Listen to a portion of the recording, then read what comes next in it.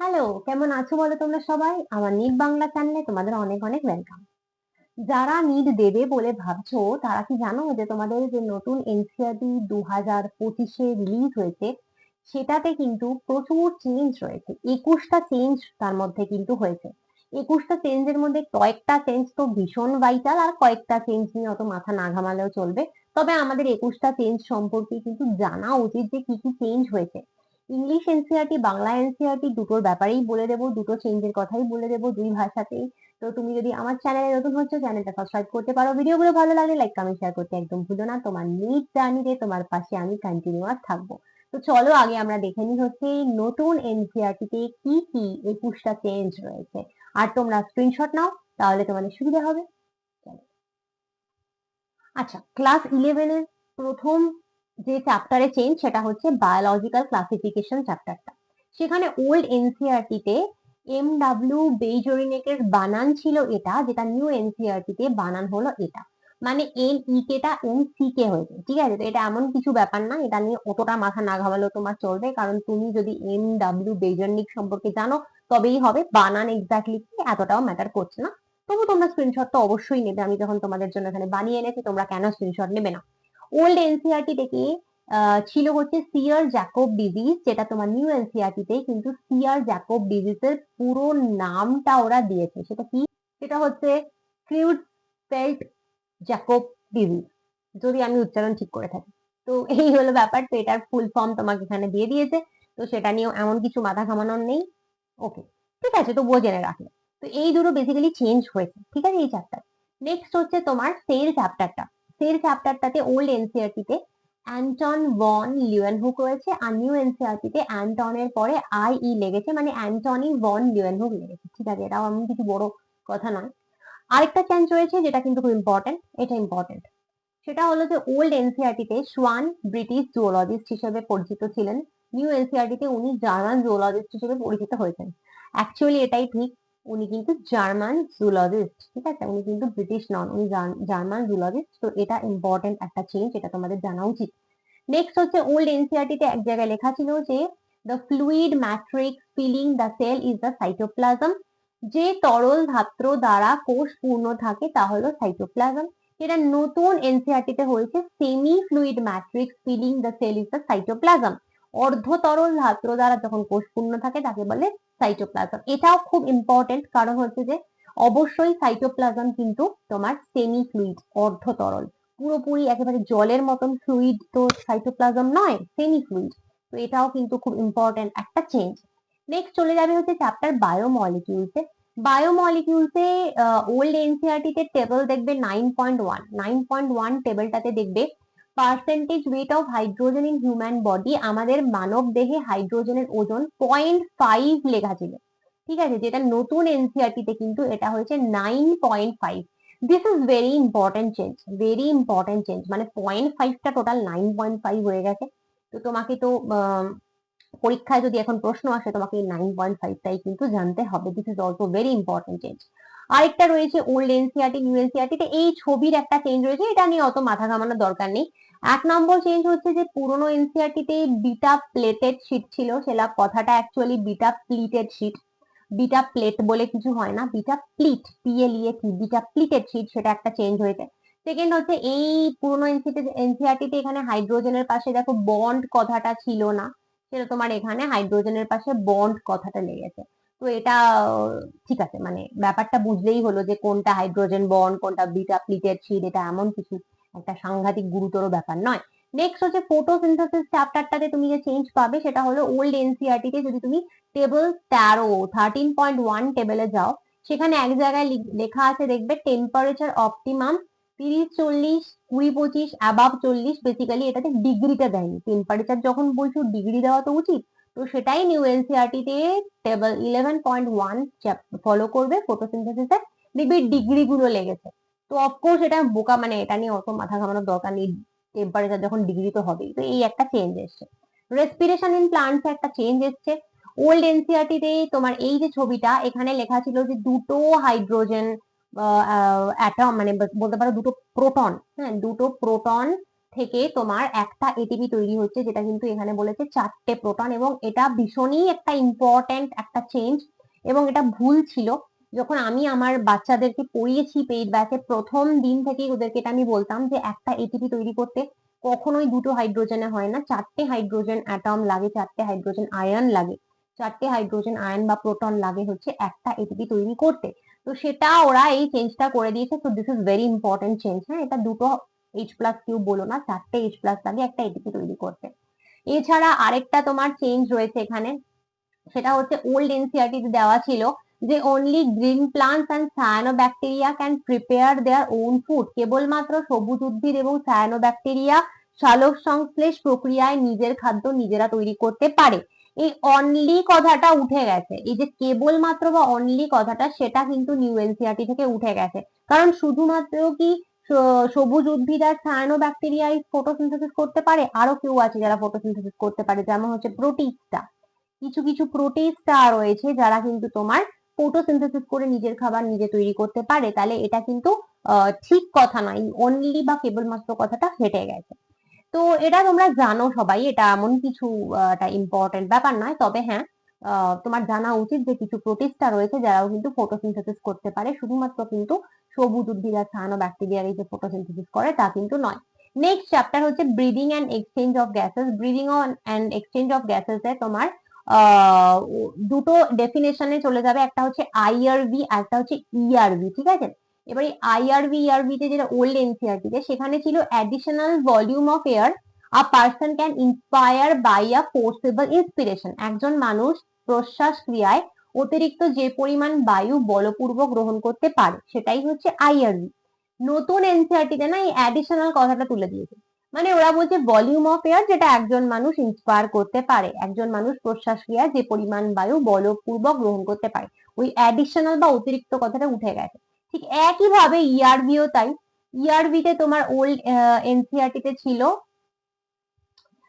additional volume of air a person can expire by a forcible expiration, একজন মানুষ নিঃশ্বাস ক্রিয়ায় অতিরিক্ত যে পরিমাণ বায়ু বলপূর্বক ত্যাগ করতে পারে। তো সেই অ্যাডিশনাল কথাটা বা অতিরিক্ত কথাটা উঠে গেছে। ঠিক আছে, ঠিক আছে, এটাও এমন কিছু মানে বড় চেঞ্জ না, এটা তোমার কনসেপ্ট থাকাটাই দরকার, what is IRV and what is ERV, this conception is very much important. অতিরিক্ত অ্যাডিশনাল কথা উঠলো কি উঠলো না, এমন কিছু বড় কথা নয়। নেক্সট হচ্ছে বডি ফ্লুইড অ্যান্ড সার্কুলেশন চ্যাপ্টারে যাবে, সেখানে একটা জিনিস চেঞ্জ হয়েছে। ওল্ড এনসিইআরটি তে ইসিজি কে লেখা ছিল ইলেকট্রোকার্ডিওগ্রাফ, নিউ এনসিইআরটি তে ইসিজি কে লেখা হয়েছে ইলেকট্রোকার্ডিওগ্রাম। অ্যাকচুয়ালি ইলেকট্রোকার্ডিওগ্রাফ, এই গ্রাফ যেটা না, ইলেকট্রোকার্ডিওগ্রাফ কিন্তু মেশিনটাকে বলে, যে মেশিনের সাহায্যে তোমার হার্টের ফটো, হার্ট কিভাবে কাজ করছে তার ফটোটা নিয়ে যে গ্রাফ বানানো হয় না, সেই মেশিনটাকে কিন্তু বলা হয় ইলেকট্রোকার্ডিওগ্রাফ। অনেক সময় গ্রাফ শুনে আমরা ভুল করি, আমরা ভাবি গ্রাফ তো গ্রাফ, কিন্তু না, অ্যাকচুয়ালি মেশিনটাকে ইলেকট্রোকার্ডিওগ্রাফ বলে। আর মেশিনটা যে গ্রাফটা তৈরি করে দেয় তোমাকে, তোমার হার্ট কিভাবে চলছে সেই যে গ্রাফটা তৈরি করে দেয়, সেটাকে বলে ইলেকট্রোকার্ডিওগ্রাম। মনে থাকবে তো? পাতির কথা হচ্ছে উল্টো, গ্রাফ হচ্ছে মেশিন আর গ্রাম হচ্ছে গ্রাফটা, এটা উল্টো। তো ওল্ড এনসিইআরটি তে যেটা ছিল ইসিজিটা ইলেকট্রোকার্ডিওগ্রাফ বলে একটা লেখা ছিল, তো বেসিক্যালি ওরা মেশিনটা সম্পর্কে তো বোঝায়নি, ওরা তোমাকে কিভাবে গ্রাফটা তৈরি হয় সেটাই বুঝিয়েছে, তাই জন্য সেটা ওরা চেঞ্জ করে ইলেকট্রোকার্ডিওগ্রাম করে দিয়েছে। ঠিক আছে, নেক্সট হচ্ছে locomotion and movement chapter. Locomotion and movement চ্যাপ্টারে ওল্ড এনসিইআরটি তে ছিল locomotion of protozoans like euglena. একটা লাইন ছিল যে ইউগ্লিনার মতো আদ্য প্রাণীদের গমনে। এবার দেখো, ইউগ্লিনা কিন্তু প্রোটোজোয়া বা আদ্য প্রাণী নয়। ইউগ্লিনা কি? ইউগ্লিনা একটা প্রোটিস্টা, ইউগ্লিনা কিন্তু একটা প্রোটিস্টা। এবার প্রোটিস্টার মধ্যে একটা ভাগ রয়েছে প্রোটোজোয়া, কিন্তু ইউগ্লিনা তো প্রোটোজোয়া নয়। তাই নিউ এনসিইআরটি তে ওটাকে চেঞ্জ করে বলেছে locomotion of protist like euglena, not protozoa, protist, ইউগ্লিনার মতো প্রোটিস্টাদের গমনে। তো এটা একদমই ঠিক, নতুন এনসিইআরটি তে ঠিকটাই দিয়েছে, কিন্তু এটা তোমরা সবাই জানো, তোমরা নিশ্চয়ই কেউ ইউগ্লিনাকে প্রোটোজোয়ার মধ্যে ফেলবে না। তোমার যদি কনসেপ্ট ক্লিয়ার থাকে যে প্রোটিস্টা কাকে বলে, প্রোটিস্টার মধ্যে কোন কোন গ্রুপ রয়েছে, তার মধ্যে প্রোটোজোয়া কারা রয়েছে, তো তুমি কখনোই ইউগ্লিনাকে প্রোটোজোয়ার মধ্যে ফেলবে না। তো এটা কনসেপচুয়াল, নিশ্চয়ই তুমি এটা ঠিকই জানবে। এই চ্যাপ্টারে আরেকটা চেঞ্জ হয়েছে, this is very important, this is very important. সেটা হচ্ছে hyoid is included in the skull, hyoid অস্থি করটির অন্তর্ভুক্ত, এটা ওল্ড এনসিইআরটি বলছে। পুরোনো এনসিইআরটি তে লেখা ছিল যে হাইয়েড নামক একটা বোন যেটা এই জায়গাটাতে থাকে সেটা নাকি স্কালের মধ্যেই ছিল। নিউ এনসিইআরটি তে এই স্টেটমেন্টটা ডিলিট হয়ে গেছে, এই লাইনটাকে হাটিয়ে দিয়েছে ওরা, কারণ হাইয়েড বোন কিন্তু কখনোই স্কালের মধ্যে পড়ে না। হাইয়েড বোন বা হাইয়েড অস্থি কখনোই স্কালের মধ্যে পড়ে না, ঠিক আছে? তো সেই লাইনটাকে ওরা হাটিয়ে দিয়েছে। তো দিস ইজ ভেরি ইম্পর্টেন্ট, তুমি এটা মাথায় রেখো যে হাইয়েড কিন্তু কখনোই স্কাল বা করটির মধ্যে পড়বে না। এটা একটা খুব major change. Next, chemical coordination and integration যে হরমোনের চ্যাপ্টারটা রয়েছে, সেখানে ওল্ড এনসিইআরটি তে বলেছিল our body has one pair of adrenal glands, one at the anterior part of each kidney. আমাদের দেহে উপস্থিত প্রতিটি বৃক্কের সম্মুখ ভাগে একটি করে মোট একজোড়া অ্যাড্রেনাল গ্রন্থি বর্তমান। এবার দেখো, তোমার বডিতে এটা যদি কিডনি হয়, তো এইখানটাতে কিন্তু তোমার অ্যাড্রেনাল গ্ল্যান্ড ছিল, ঠিক আছে? এইখানটাতে তোমার অ্যাড্রেনাল গ্ল্যান্ড ছিল, ছিল আবার কি কথা আছে, এখানে তোমার অ্যাড্রেনাল গ্ল্যান্ড রয়েছে, তোমার কিডনির ওপরে এভাবে অ্যাড্রেনাল গ্ল্যান্ড রয়েছে। তো এটা যে এই যে অ্যান্টেরিয়ার বা সম্মুখ ভাগ কথাটা বলেছে না, সেটা তো ঠিক না, কিডনির ওপরে, তাই না? সামনে আবার কি, বোকা বোকা না সামনে কথাটা। তো সেটাই চেঞ্জ করে বলেছে our body has one pair of adrenal gland, one above of each kidney. আমাদের দেহে উপস্থিত প্রতিটি বৃক্কের উপরিভাগে একটি করে মোট একজোড়া অ্যাড্রিনাল গ্রন্থি বর্তমান। তো এটা এমন কিছু মেজর চেঞ্জ না, কারণ এটা তোমার কনসেপ্ট থাকলেই হবে যে কিডনির ওপরেই অফকোর্স অ্যাড্রিনাল গ্ল্যান্ড থাকে, যেরকম ছবিটা দিলাম। ওকে, তো এটা নিয়ে অতটা তোমার চাপ না নিলেও চলবে।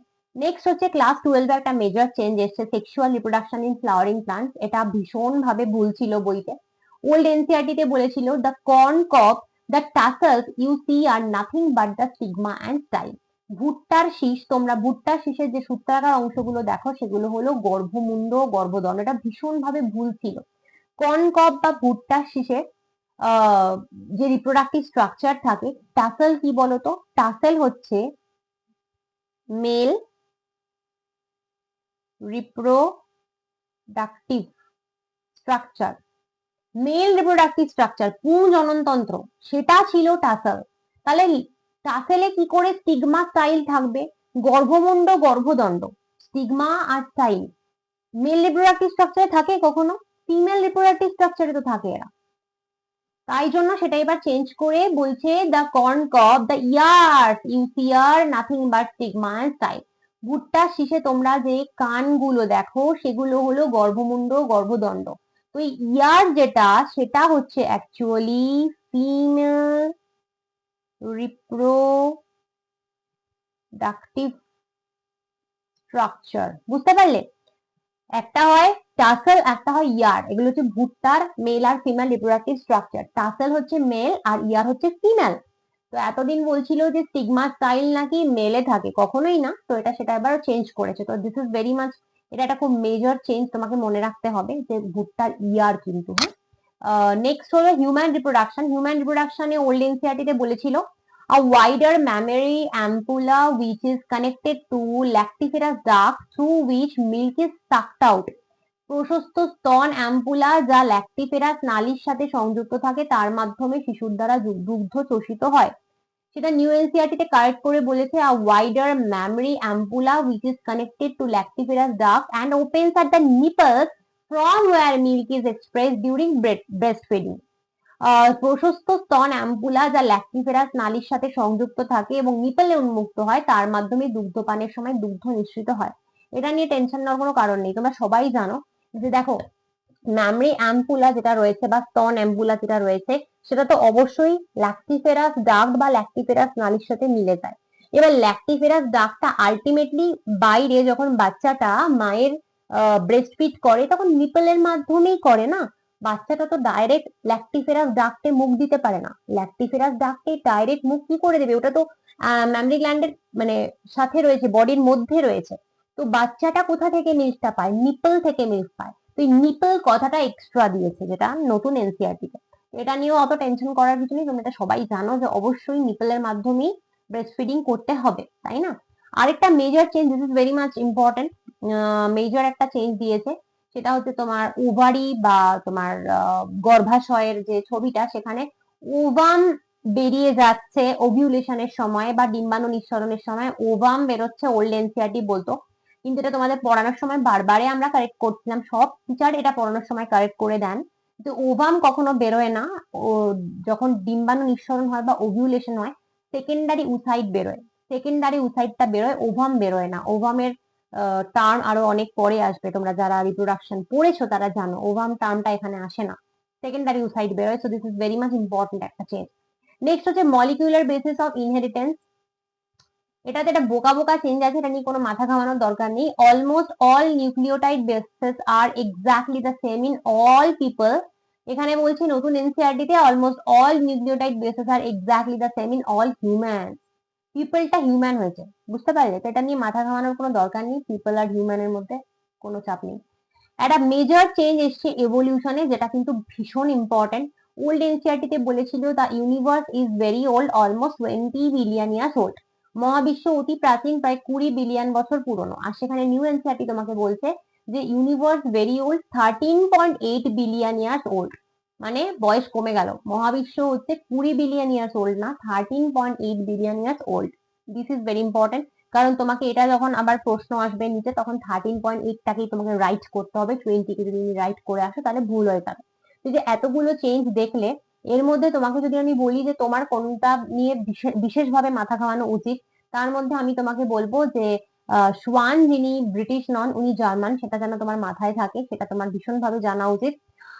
সাইটোপ্লাজম কখনোই কমপ্লিট ফ্লুইড হয় না, সেমি ফ্লুইড হয়, পুরোপুরি তরল হয় না, অর্ধ তরল হয়, এটা অবশ্যই তোমার মাথা ঘামানো উচিত। তোমার বায়োমলিকিউল চ্যাপ্টারে জানা উচিত যে আমাদের বডিতে হাইড্রোজেনের পার্সেন্ট ওয়েট হচ্ছে 9.5, 0.5 নয়। এটা অবশ্যই তোমার মাথা ঘামানো উচিত, ভেরি ইম্পর্টেন্ট চেঞ্জ। এছাড়া তোমার মাথা ঘামানো উচিত হচ্ছে যে 4টে প্রোটনের থেকেই একটা এটিপি তৈরি হবে, কখনোই 2টো থেকে নয়। এটা একটা খুব ইম্পর্টেন্ট জিনিস তোমার জানা উচিত। এছাড়া তোমার যেটা আরেকটা মাথা ঘামানো উচিত, সেটা হচ্ছে হাইওয়েড কে কখনোই স্কালের মধ্যে দয়া করে দিও না, হাইওয়েড স্কালের মধ্যে পড়ে না, সেটা আরেকটা ইম্পর্টেন্ট চেঞ্জ তোমার মাথা ঘামানো উচিত। নেক্সট হচ্ছে যে ভুট্টা বা কর্নের টাসেল কখনোই মেল রিপ্রোডাক্টিভ স্ট্রাকচার, টাসেল কখনোই ফিমেল রিপ্রোডাক্টিভ স্ট্রাকচার নয়, সেটা হচ্ছে ইয়ার ওদের ফিমেল রিপ্রোডাক্টিভ স্ট্রাকচার, যার মধ্যে কিন্তু সিগমা স্টাইল থাকে, এটা তোমার মাথা ঘামানো উচিত। নেক্সট হচ্ছে তোমার অবশ্যই জানা উচিত যে ওভিউলেশন বা ডিম্বাণু নিঃসরণের সময় ওভাম বেরোনো হয় না, সেকেন্ডারি উসাইট বেরোয়, এটা মাথা ঘামানো উচিত। এবং অবশ্যই তোমার জানা উচিত যে আমাদের ইউনিভার্সের বয়স হচ্ছে 13.8 বিলিয়ন ইয়ার্স, কখনোই না 20 বিলিয়ন ইয়ার্স নয়। এই কটা চেঞ্জ কিন্তু অবশ্যই তোমার একেবারে মাথায় ঢুকিয়ে নেওয়া উচিত। আশা করি তুমি এগুলো স্ক্রিনশট নিয়েছো। আচ্ছা, তুমি এবার আমি তোমাকে বলবো, তুমি যদি আমার online biology paid batch enrol করতে চাও, তোমাকে সব সময় সব রকম নতুন আপডেট আমি দিতে থাকবো। তাছাড়া আমার সমস্ত লেকচার নোটস, এমসিকিউ সেসব তো রয়েছে।